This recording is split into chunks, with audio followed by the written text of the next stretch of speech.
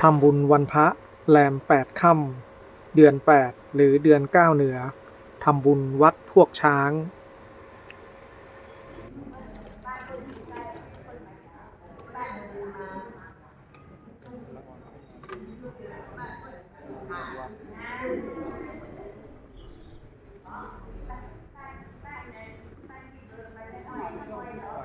แจ้งเปล่าแต่ซื้อมาใส่ดีปู่แอร์ซื้อคณะสภาพร้อมแล้วตั้งองค์ตั้งใจประนมมือไหว้พระพร้อมกันเด้อรับ1รับ2รับ3อิมินาสการเณพุทธังอภิปูชยามาอิมินาสการเณธัมมังอภิปูชยามาอิมินาสการเณสังฆังอภิปูชยามาอะระหังสัมมาสัมพุทโธภควาพุทธังภวันตังอภิวาเทสวากขาโตภควตาธัมโมธัมมังนัมสสามิสุปฏิปันโนภควโตสาวกสังโฆสังฆังนามามิมะยังพันเตวิสุงวิสุงราคานาทายาติสาลาเนนะสาปัญจศีลานิยจามาตุติยมปีมะยังพันเตวิสุงวิสุงราคานาทายาติสาลาเนนะสาปัญจศีลานิยจามาตาติยัมปีมะยังพันเตวิสุงวิสุงราคานาทายาติสาราเนนะสาปัญจศีลานิยจามานะโมตัสสะภะคะวะโตอะระหะโตสัมมาสัมพุทธัสสะนะโมตัสสะภะคะวะโตอะระหะโตสัมมาสัมพุทธัสสะนะโมตัสสะภะคะวะโตอะระหะโตสัมมาสัมพุทธัสสะนะโมตัสสะภะคะวะโตอะระหะโตสัมมาสัมพุทธัสสะนะโมตัสสะภะคะวะโตอะระหะโตสัมมาสัมพุทธัสสะนะโมตัสสะภะคะวะโตอะระหะโตสัมมาสัมพุทธัสสะพุทธังสรณังคัจฉามิธัมมังสรณังคัจฉามิธัมมังสรณังคัจฉามิสังฆังสรณังคัจฉามิยัมปิพุทธังสรณังคัจฉามิตุติยัมปิพุทธังสรณังคัจฉามิยัมปิธัมมังสรณังคัจฉามิตุติยัมปิธัมมังสรณังคัจฉามิยัมปิสังฆังสรณังคัจฉามิตุติยัมปิสังฆังสรณังคัจฉามิยัมปิพุทธังสรณังคัจฉามิตติยัมปิพุทธังสรณังคัจฉามิตติยัมปิธัมมังสรณังคัจฉามิตติยัมปิธัมมังสรณังคัจฉามิตติยัมปิสังฆังสรณังคัจฉามิตติยัมปิสังฆังสรณังคัจฉามิสรณะขมานังเนติตามะพันเตอาติปาตาเวรมณีติกาปะทังสมาธิยา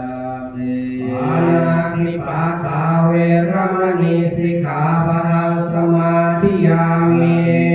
ทานาเวรมณีสิกขาปะทังสมาธิยามิ อาทินนาทานาเวรมณีสิกขาปะทังสมาธิยามิ กาเมสุมิชาจาราเวรมณีสิกขาปะทังสมาธิยา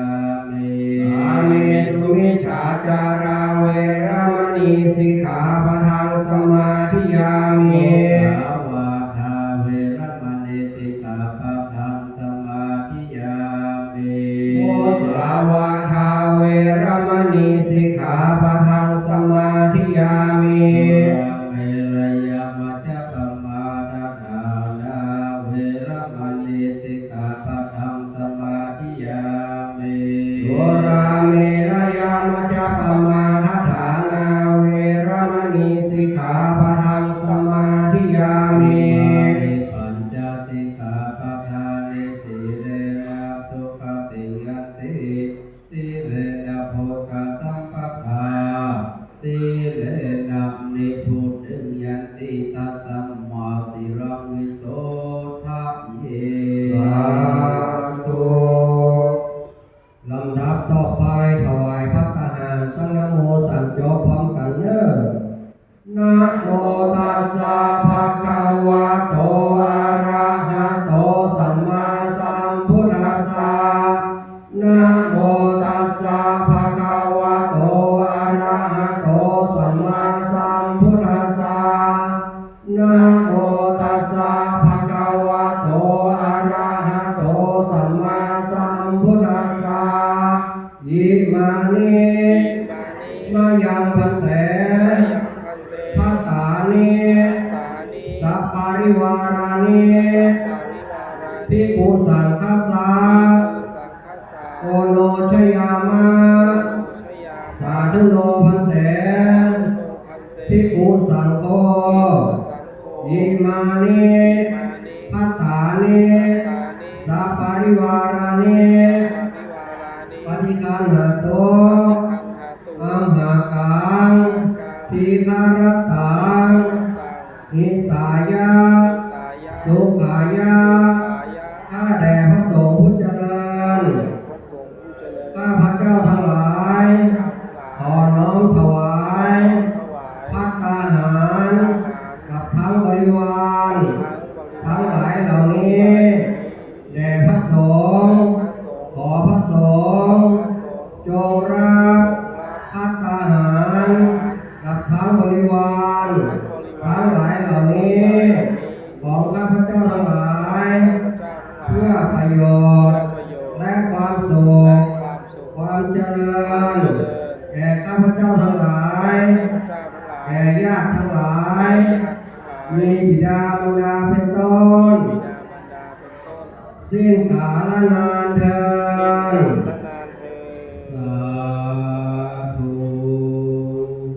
ช่วยกันประเคนเด้อประเคนกันพระเจ้าพระสุตเจ้าทุกองค์ทุกองค์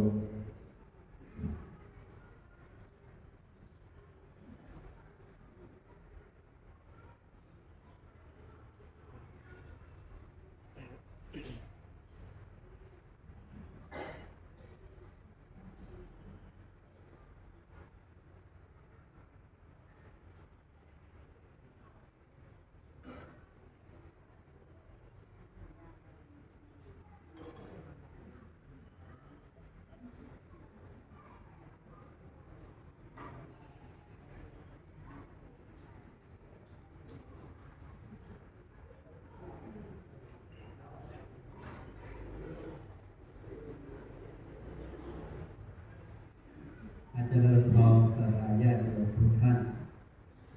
วันนี้ก็สลาญาติโยมขึ้นมาก็จะอ่านต้นพระป่าและก็ซองพระป่าอันนี้เป็นของคณะแพทยศาสตร์มหาวิทยาลัยเชียงใหม่พร้อมโดยคณะสงฆ์จังหวัดเชียงใหม่ทุกอำเภอจะได้ทำบุญต่อพระป่าณโรงพยาบาลสงฆ์แห่งโรงพยาบาลนครมหาราชนครเชียงใหม่ประจำปี 2569 ที่จะถึงนี้ก็คือวันที่ 9 และก็วันที่ 10 กรก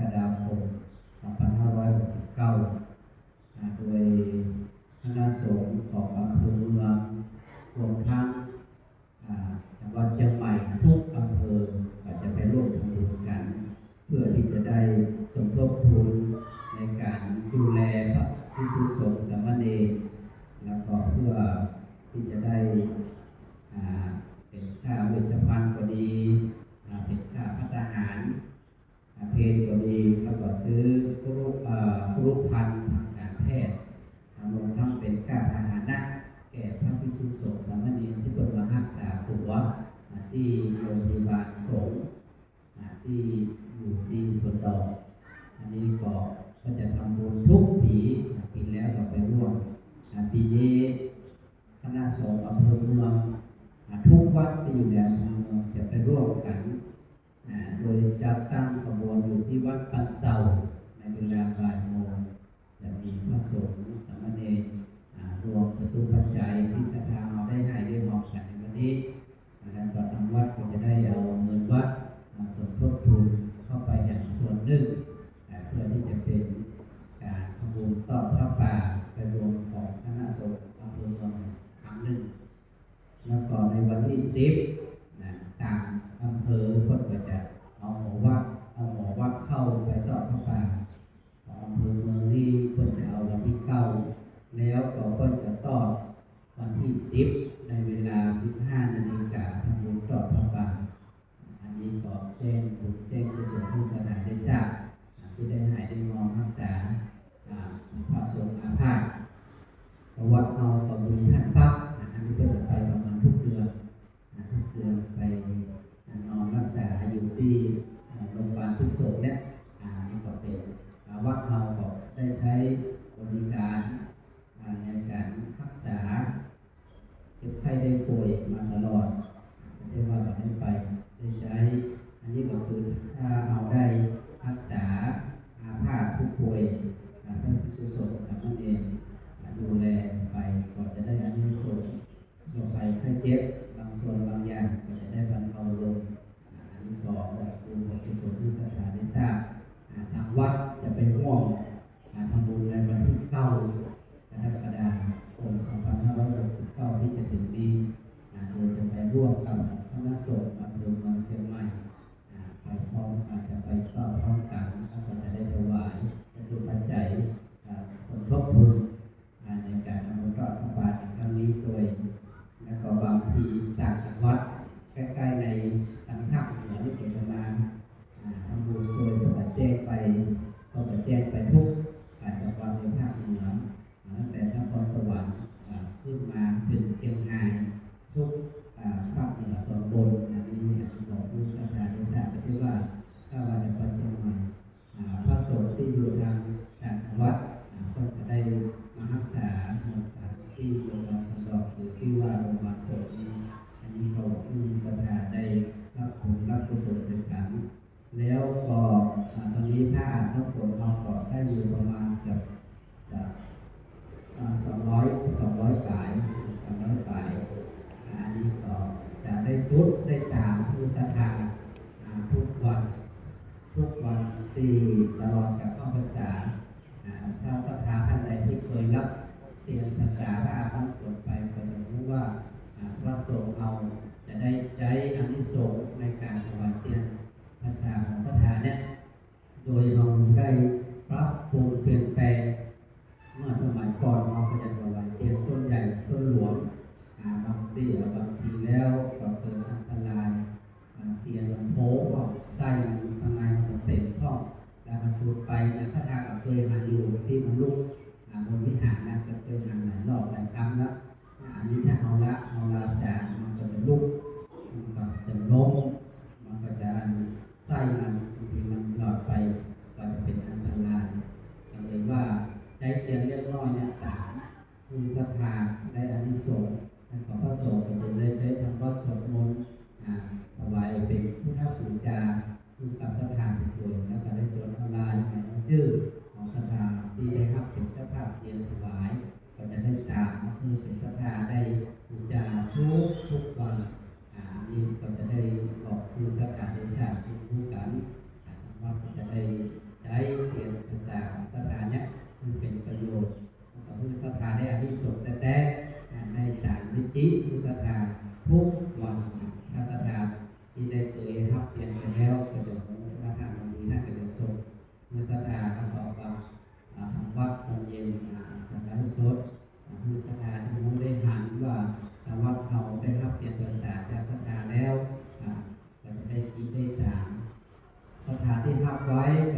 199 บาท199 บาทที่ก็จะได้ทุกบำรุงในวัดวาอาราม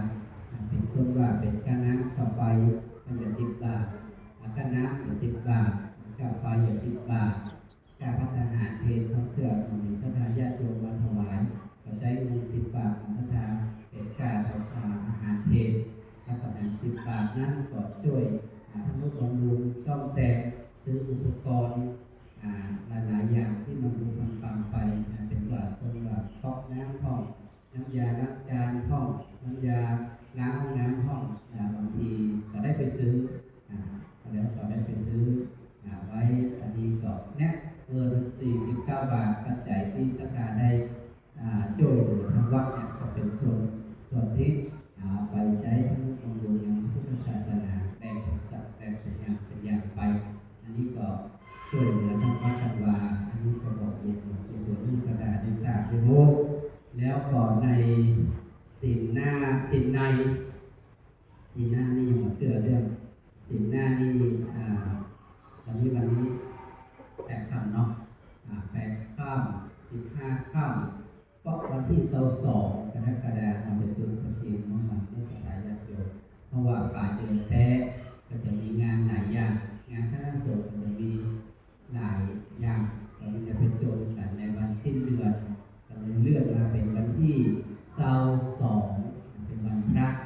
22เป็นวันพระนี่ก็จะจุดตะเกียงน้ำมันแล้วก็เสร็จแล้วจากนั้นก็จะเป็นฤดูการเข้าพรรษาเราก็จะมีการเตะธรรมเหมือนปกติศรัทธาก็จะมีการเตะธรรมเข้าพรรษาตลอด3 เดือนแล้วก็จะทำบุญพระป่าพรรษาอันนี้ก็ศรัทธามีท่านใดแบบช่วยกันไปห้องคนเล็กคนน้อยห้องคนเล็กคนน้อยแบ่งพูดแบ่งปันไปทีละอย่างอันนี้ก็คือศรัทธาได้ร่วมกันช่วยวัดวาอารามในบางส่วนนะครับบางส่วนนั้นทางวัดก็ได้ได้หา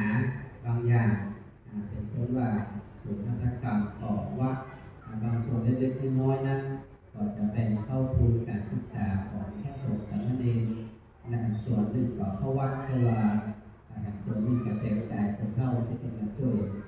งานของวัดส่วนพระเนรเรานั้นเราเชื่อกับเอาแห่งตู้แห่งต่ำได้พร้อมก็ได้พร้อมอันนี้ก็ช่วยเหลือตัวกายของไปเล็กๆน้อยๆอันนี้ก็เป็นส่วนที่ทางวัดได้ช่วยสถานที่หาบางส่วนเป็นคณะต่อไปบางส่วนก็เป็นการพัฒนาเองอันนี้ก็แจ้งมีสถานที่สร้างที่มูได้ก่อได้คอยกันต่อเนื่องต่อไปก็เกิดความพร้อมกัน ยะถาวาริวหาปุราปาริปุเรนติสาคลังเอวะเมวะอิโตทินังเปตะนังอุปคัมปะเตอิจิตังปะทิตังตุมหังคิปะเมวะสมิจตุสัพเพปุเรนตุสังฆปา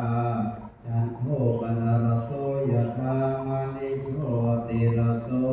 ยะธาวิวาชันตุสัพพะโรโควินาศตุมาเตภวัต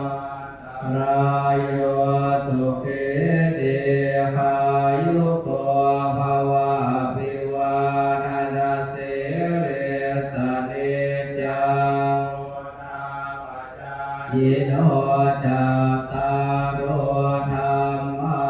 วัฏันติอายุวันโอสุขังภารายุโทภลโรธิโรวันโรปฏิปานโรสุขังจราตาเวสุขังโสอริกาจติอายุทัตวะพลังวันนังสุขังจะปฏิปานโรติกายุยาสวะติยาทายาตัวปปาชติติรัตนาตยานุภาเวนะรัตนาตยเตจะสาโรกา พยาเวลาโสกาสาจุตุปาทวาอเนกาสลายาปิวินาสันโตสตโตชยเสดิคานังอาภังโสเทภะพยังสุขังพลังสิริอายุจวันโนเพียจยสวาสตวาสาจาอายุจะเสวะเสเทภวันตุเตภวัตุสาภมังคารังตุสาภเทวตาสาภพุทธานุภาเวนัสสทาโสเทภวันภวตุสาภมังคารังนาคาตุสาภเทวตาสามานุภาเวนัสสทาโสเทภวันตุเตภวตุสาภมังคารังนาคาตุสาภเทวตาสาภสังฆานุภาเวนัสสทาโสทิภวันตุเต สาธุลำดับต่อไปเชิญทุกท่านนั่งสงบพอสมควรแก่เวลาจะได้แผ่เมตตาลำดับต่อไปขอเรียนเชิญครับ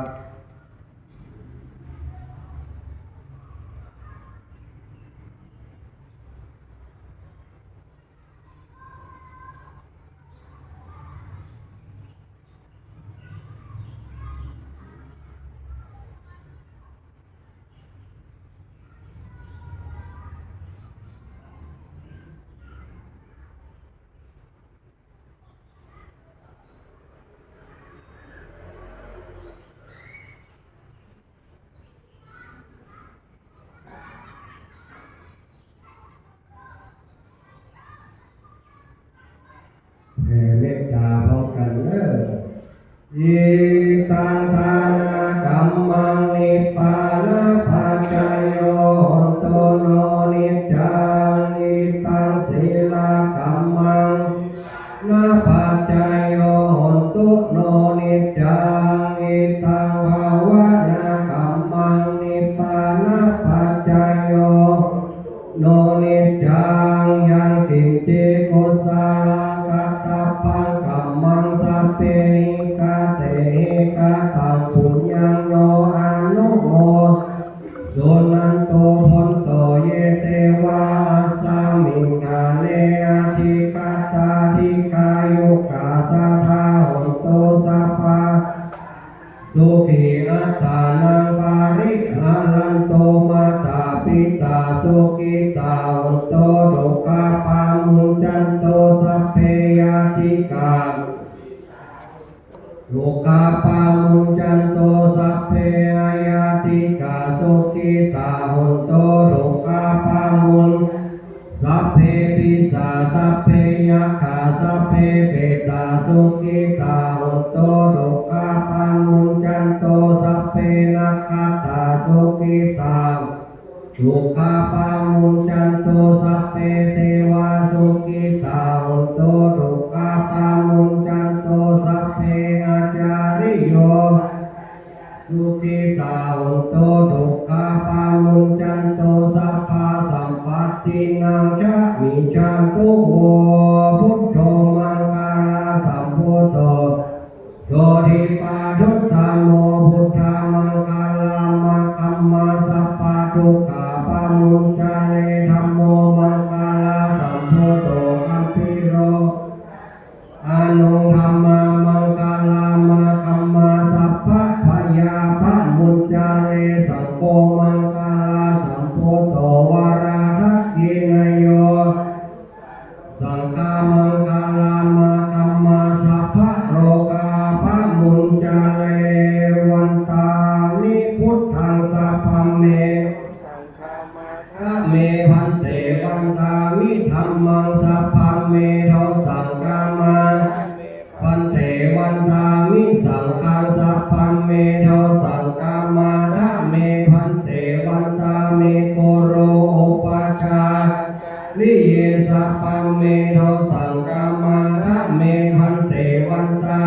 กัมมัฏฐานังสัพพะเมโทสัง มา ถ้าเมพันเตวันตามิอาราเมพัทธสีมายังสัพพะเมโทสังกามาพันเตวันตามิเจติยังสัพพังสัพพะทานิโสปฏิทิตาสาริลาทาโตมหาโพธิรูปังสักการังสัทธานาคะโลเกเทวาโลเกพมมาโลเกชมโพธิเปรังกา เป สาริลาธาตุโยเกสาธาตุโยอาระหันตาธาตุโยเจติยังกันทาตุติงสิทธิสาเสธรรมะกันเทสัพเพสัพพะทิยังอาหังวันตามิสัพพะโสวันตามิพันเตสัพพังอปาราคังกามาคะเมพันเตมยากาตัง ยังมา สามินาอนุโมดิตาปังสามินากาตังปุญญัง ไม่หังทากัป ปังสาธุสาธุอนุโมทามิ สัพพะโรธรรมาวันติอายุวันโนสุขังภะลั สาง ธุปันธนานิมายังพันเตอาคัจฉามะพะโหกิจจามายังพะโหกรณิยา สัทธานิสุเทกามัญญาตา สาธุพันเตสาธุพันเตสาธุพันเต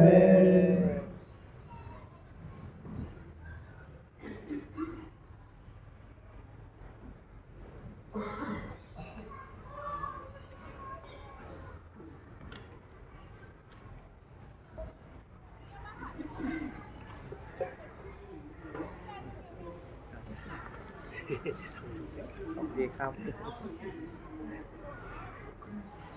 วันนี้มาฮอมบุญทางเพดีนะครับอยู่ทางนี้รถไฟวันศิลป์ก็จะไล่ไปวัดแต่ละตี ครับ วันนี้ ยืนลงกันที่ ครับอยู่ข้างอีซูซุ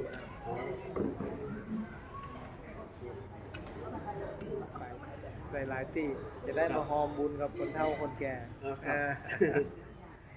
อันนั้นก็ไปวัดสันมะคอยจะฮอมเดี๋ยวทอดผ้าป่าสุขสนที่เก้าที่สิบอันนี้ก็ได้ฮอมได้ฮอมหลายๆวัด ครับ ฝากบุญกับคนเฒ่าคนแก่ได้มาฟังพระสวดได้มาเห็นพระประธานหลายๆวัดได้เห็นหน้าเห็นตาครับ